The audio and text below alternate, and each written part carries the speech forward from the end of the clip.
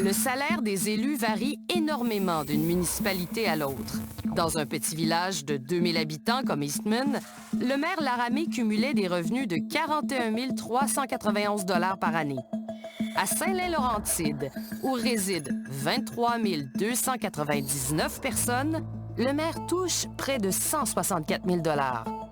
Patrick Massé est l'un des maires les mieux payés au Québec. Monsieur Massé gagne 63 000 $ de plus que le maire de Saint-Jean-sur-Richelieu, une ville pourtant 4 fois plus populeuse. Le maire Alain Laplante reçoit 100 360 $.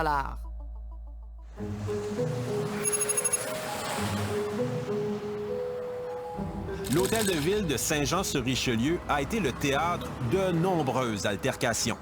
Vous assisterez ce soir à ce qu'il y a de plus sale en politique.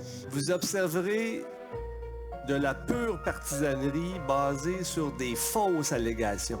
Actuellement, la ville de Saint-Jean est sous l'influence d'un putsch partisan visant définitivement à nuire à mon travail, à me déstabiliser et à m'affaiblir. Je pense qu'il faut arrêter, là. Je pense qu'il faut arrêter, M. le maire. Là. Je pense que vous allez un peu loin.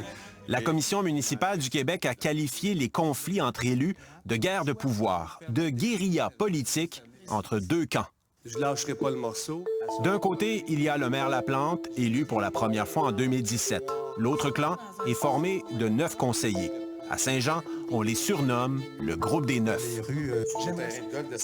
Le groupe des 9 détient la majorité au conseil. Il gagne chaque vote.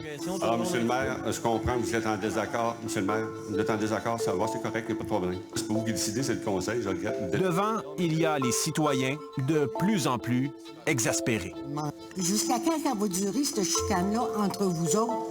Jusqu'à temps qu'on n'aura plus d'argent pour payer vos avocats? C'est une excellente question. Des chicanes entre élus qui ont coûté jusqu'à maintenant 1 500 000 $ en frais d'avocat.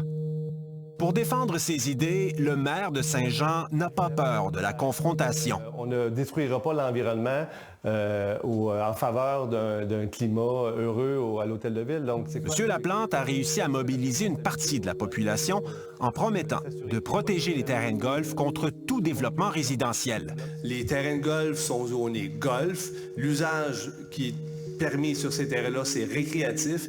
Et la municipalité, en tout cas moi, je dois rien à aucun promoteur et aucun propriétaire de golf. Un terrain de golf, c'est plus qu'autre chose une source de pollution. De son côté, le groupe des 9 est favorable à l'idée de transformer au moins un des parcours en nouveau quartier résidentiel. Jamais je ferai de compromis sur l'intérêt des citoyens en faveur d'intérêts partisans du groupe des 9.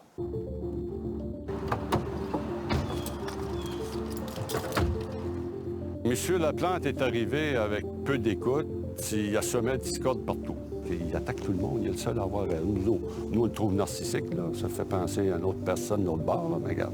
Quand quelqu'un conteste les médias en disant que c'est des fake news, en disant que les médias sont contre lui, en disant que le conseil est contre lui, en disant que l'administration est contre lui, que les maires sont contre lui, que la Chambre du commerce et du développement économique est contre lui, bien, il me semble que j'entends comme si c'était un porte-voix qui m'arrivait de Washington. Plusieurs conflits entre le maire Laplante et le groupe des 9 ont dû se régler devant les tribunaux. Par exemple, dès le début de son mandat, le maire Laplante a été poursuivi par un promoteur immobilier qui lui reprochait des propos tenus durant la campagne électorale. Le conseil municipal a refusé de payer la défense du maire. Mais j'ai dû débourser 45 000 $ contre la ville pour l'obliger à payer mes frais d'avocat. T'es pas élu, là. T'es pas maire de la ville de Saint-Jean.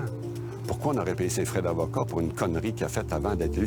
Le tribunal a finalement donné raison au maire Laplante.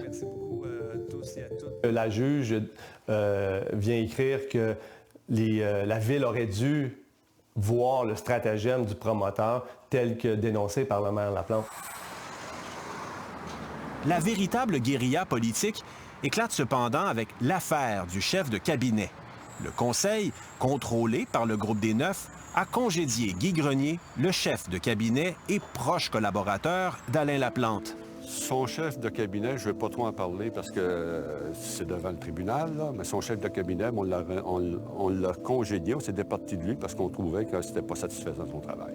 Et ils sont venus congédier, sans aucune raison, mon propre chef de cabinet. Dans le fond, tout ça, c'était une façon de m'atteindre moi à titre de maire pour venir m'empêcher d'exercer mon rôle, mes responsabilités à titre de maire. Pendant plusieurs semaines, l'affaire du chef de cabinet monopolise l'hôtel de ville de Saint-Jean. À plusieurs reprises, le groupe des 9 vote le congédiement du chef de cabinet. À chaque fois, le maire le réembauche en utilisant les pouvoirs de l'exécutif. Le groupe des 9 met fin à ce jeu de ping-pong en retirant tous les pouvoirs du comité exécutif. Quand ça a duré 3 assemblées, on s'est dit on va enlever les pouvoirs. Au conseil, le maire se dit victime d'attaques antidémocratiques. La ville de Saint-Jean-sur-Richelieu vit présentement ce qu'on peut qualifier de coup d'État politique. Dans l'affaire du chef de cabinet, la Commission municipale du Québec a jugé que le maire Laplante avait pris le parti de son ami Guy Grenier contre les intérêts de la ville et l'a suspendu pendant 95 jours. Qui détermine l'intérêt de la ville? Donc, lorsque moi, je viens de défendre un employé, lorsque je viens de défendre, dans le fond, mon rôle, ma responsabilité en tant que maire, est-ce que je travaille dans l'intérêt de la ville ou non? Je ne suis pas du même avis de mes opposants politiques, là. Pour ce qui est de la validité du congédiement du chef de cabinet, elle sera déterminée par le tribunal. La Cour devra aussi se pencher sur un autre dossier. La Ville poursuit un groupe de citoyens pour harcèlement. Quand tu es rendu sur les médias sociaux, que tu portes atteinte à l'intégrité physique ou morale de quelqu'un, quand quelqu'un se sent menacé, mais je pense qu'il faut arrêter ça. La Ville de Saint-Jean accuse un petit groupe de citoyens d'avoir harcelé et intimidé les élus du groupe des 9. Ce qui est étonnant dans cette affaire, c'est que la Ville reproche à son propre maire d'avoir orchestré cette campagne de salissage. Dans les documents de cour, les avocats de la Ville plaident qu'Alain Laplante a misé sur un groupe de partisans indéfectibles dans le but de discréditer ses adversaires en vue des prochaines élections. Encore là, ce n'est pas une poursuite qui cible les citoyens, c'est d'abord et avant tout une poursuite qui me cible moi. De plus, 3 employés de la Ville accusent le maire d'harcèlement. Une autre affaire qui sera entendue par le tribunal administratif du travail. Le maire Laplante dit qu'il n'a rien à cacher et qu'en misant sur sa transparence, il va remporter les prochaines élections. Je bénéficie d'un appui immense de la population. J'ai aussi une équipe extraordinaire derrière moi. Et puis, comme je vous disais, mon calvaire tirait à sa fin. Premier qui est éclairé et depuis... Jusqu'à aujourd'hui, la Ville de Saint-Jean a déboursé 1 500 000 $ pour payer les frais juridiques des différents conflits entre élus.